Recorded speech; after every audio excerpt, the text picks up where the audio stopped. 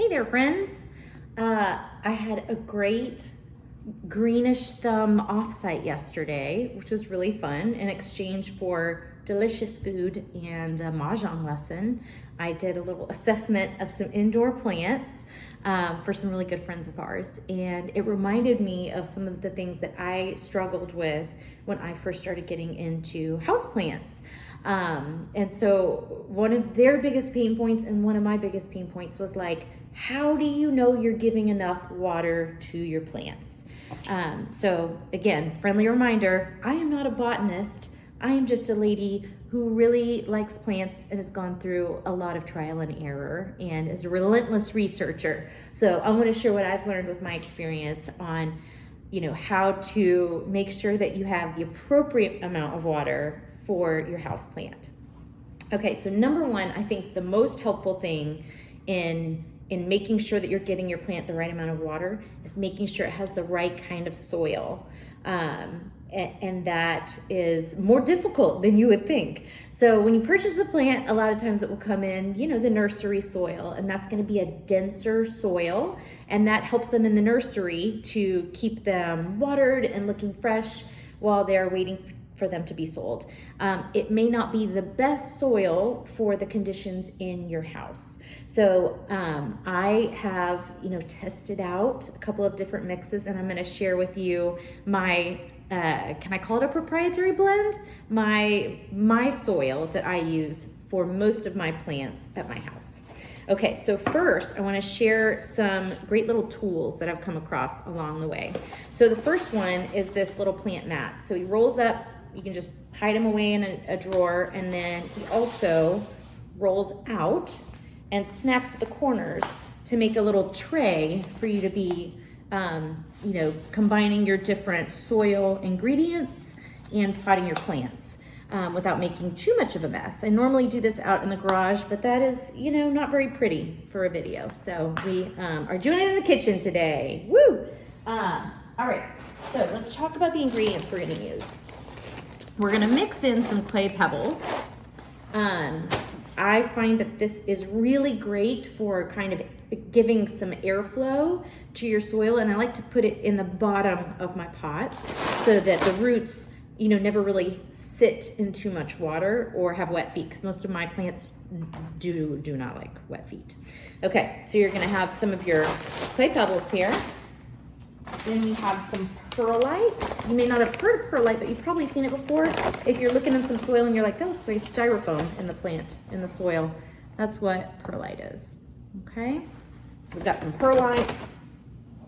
We've got some worm castings, which is just a nice marketing way of saying worm poop. So indoor plants don't have worms, they don't get worm poop. So if you put it in there when you're mixing up your soil, then you'll get all of those benefits that you would get in outdoor soil with worms in your indoor plants without worms.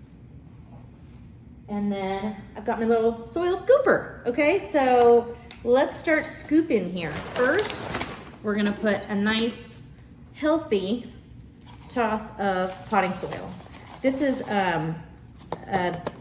not a dense potting soil. It's got a lot of bark in it. So again, it's not gonna be like what you're getting in the nursery. It's gonna be about half bark, half dirt. All right, then I'm gonna take a little scoop of my worm poop. It's a little harder to do with this Band-Aid. One of our nice followers asked me what I did to my hand, and it's healing, but it is definitely a Greenish Thumb adjacent injury here. We had our first watermelon from the garden, and when I was chopping him, I was caring more about my produce than my fingers, and so I cut my thumb pretty good, but that's okay, it's gonna heal. And the watermelon was lovely. All right, so now we've got our perlite. We're gonna dump this perlite into our mix, and then we're gonna take some of these clay pebbles, or Lecca, you may see it referred to. So we're just gonna get a nice big scoop of these little clay balls, all right? And toss those in there and just kind of smoosh it around with my scooper. Scooper and a smoosher, multi-purpose tool. All right, now we're gonna get this out of the way. Now, the second really important thing behind your ingredients in your soil is a lesson that I learned the hard way. You don't plant in your pretty pot. Don't do that. You got to plant in a nursery pot. So the benefits of using these little nursery pots, there's a couple of them. Number one, you've got drainage holes in the bottom. So a lot of my plants don't like to be watered many times. They like a really deep watering, and then they like to dry out all the way before they get a deep watering again. So once we have our soil and our plant in here, we're gonna take it, we're gonna run it underwater until the water leaks out the bottom. Once that's done leaking, then we pop it in to our pretty pot, okay? It keeps our roots from ever getting wet at the bottom and just sitting in water, and lets them drain thoroughly and lets them absorb air and helps prevent some root rot. Okay, so now we've got our nursery pot. We have our beautiful soil mix here. I'm just scooping all those ingredients that we mixed on the mat here into my pot. All right, so you can see it's a chunkier mix, right?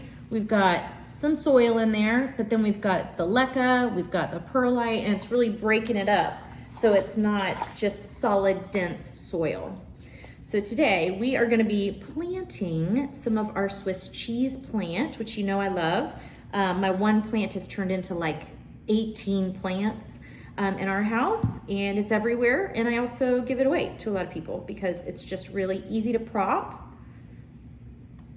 Okay, so this guy, I mean, look at his roots, they're crazy. So this is another little fun find. So I like to put my props just in glasses around the house, right? Or go have some that I bought just because I think they're pretty, like these ones.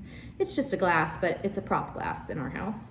And then we've got these little guys that just sit on the side. You just pop his little bottom onto the edge of the glass, and then you can pop your prop in his little hands. And so he holds the leaves above the water so the leaves don't get rotten and it can just grow its roots. So these cute little guys, I'll put a link in the description because they're just really cute and cheap and I love them. All right, so we've got two different Swiss cheese plants here that I'm separating, and you can see they have a lot of roots. Okay, so if you're looking at this guy, we have these roots down here at the bottom, and they have one main root, and they have a bunch of secondary roots, these little baby roots coming off of them. And then some of them, it looks like are already splitting and getting maybe some tertiary roots. But then we also have these up here at the top, which would have been aerial roots, but since they were near the water, they just grew down towards the water, which is fine. They can do either. They can be water or air. All right, so we're gonna shake some of this back out, and we're gonna find some room for all of these roots in this pot. Actually, I'm gonna shake like all of it out. There we go, we got a nice little layer at the bottom. We're gonna put our guy just right there. Those aerial roots will help hold him up, and he'll probably grow more aerial roots once he's in here and gets situated and decides he wants to start climbing. So Swiss cheese plant is a lot like a monstera. It likes to climb. And so I'll show you how to make a support for this guy today, even though he doesn't need a support for quite a while.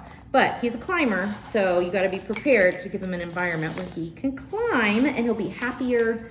He'll grow bigger leaves. So mine that are climbing on moss poles have much bigger leaves than the ones that are not on moss poles. So I have some that are like little guys that just I have around the house, and then I have some that are growing to be rather substantial, you could say. Okay, so I've got them filled up all the way almost to the top. You can see that most of his roots are down there, but you know, he's just right below the soil line. You don't want to put him too far below, all right? And so at this point, what we're gonna do is put him in the sink, run a ton of water on top of him until it drains out, and then we'll be able to see it all drain out through here because of our soil mixture, and then we'll put him in the pot. So I'm gonna fill this guy up with water. Oh yeah, nice healthy dose. He's loving this. I'm sorry you're missing it. He looks really happy. Okay, he's draining. And then you can see he's still just draining that water out of those nursery pot holes. And then I'm gonna pop him into his decorative pot, which happens to just fit perfectly. He's so cute. So this pot is a little bit big for this plant, the nursery pot and the other one, but it's what I had on hand. So, so we're gonna do that. All right, this is our moss pole. These you can buy like cocoa coir poles that are already made. You can buy moss poles that are like a plastic pole that are wrapped. I have had the best success with these guys. So you just buy these poles and then you fill it with your own moss, and then you keep this really moist. So there are self-watering ones, which I'm probably gonna invest in next because it is kind of a beating to like spray this guy all the time and keep him wet. But when you have this with one of your Swiss cheese plants or a Monstera, then the roots will kind of grow into the pole because they like the moisture of the moss, and it will make them way more stable. And again, when they're stable and growing upwards, they can get the sun they want and they'll get much bigger leaves. So here's our sphagnum. So this, you gotta step into this in order to make your moss pole, all right? So we're just shoving it in there, lots of it.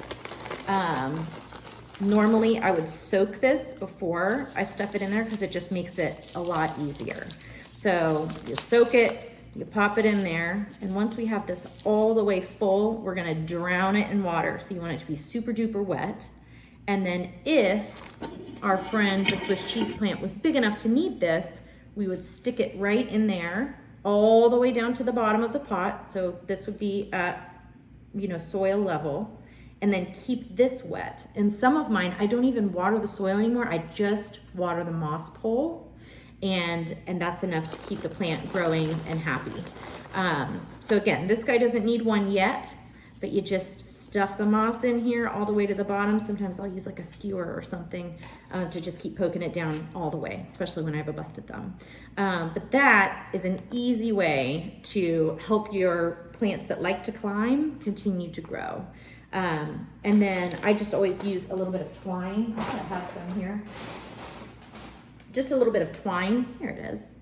So you can just tie the stem to the moss pole. So I'll do a little cut scene in a minute, and I'll show you how a bigger one looks. The other tool I wanted to show you guys is just a really easy, cheap thing. And this is a soil moisture meter, but it's also a light meter. So if you're worried that maybe your plant is not getting enough sun, you can just flip it on over to light, ta-da! And you can put it wherever your plant's living, and you can see exactly how much light you're getting on your plant. Some like a lot, some do not like a lot, right? This guy, he likes a lot of sun, so you wanna make sure he's in a sunny place. Then on your moisture, you just flip it over to moisture, stick it in the soil, and you can get your reading almost immediately for how wet your soil is. So this is a handy tool. Again, I'll put this link in the description too. It's so cheap, it'd be silly to not have one.